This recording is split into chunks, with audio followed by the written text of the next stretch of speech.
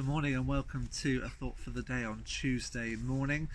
The immediate thought in my mind is Beat the Rain, which has just about started to come. So I'm hoping that it's not going to be a deluge anytime soon, or it could be a very funny thought for the day for you to watch. Time, God's time. That was my thought this morning. It says here, remember God maths. How about God time? For God, 1,000 years equals a day, and a day equals 1,000 years. Take Moses. God chose him as a great leader, but not until he was 80. Or what about Abraham? God gave him a baby, but not until he was 100. Or Jairus' daughter.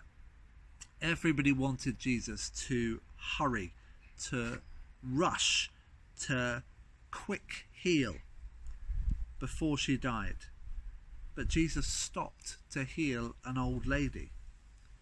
You're too late, everyone told Jesus. But remember, God's time.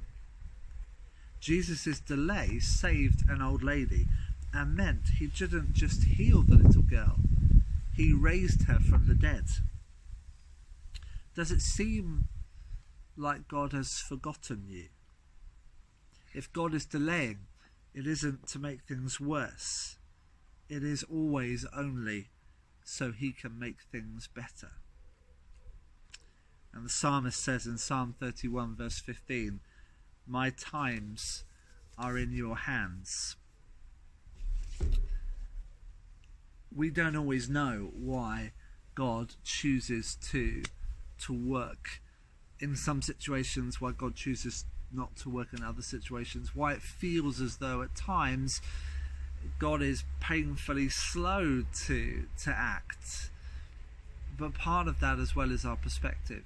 You know, for Jairus, for his family, it might have felt painfully slow for Jesus to arrive and to act. But for the old lady that Jesus stops to heal along the way, it would have been very quick. And in the end, both experience that healing that Jesus can bring.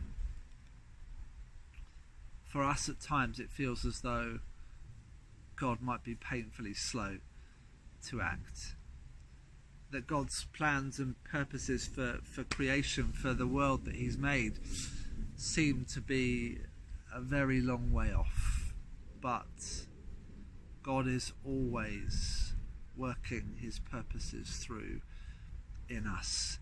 And that might take time. It might be slow for us. It might be frustrating for us. But in the end, God is always working for our good.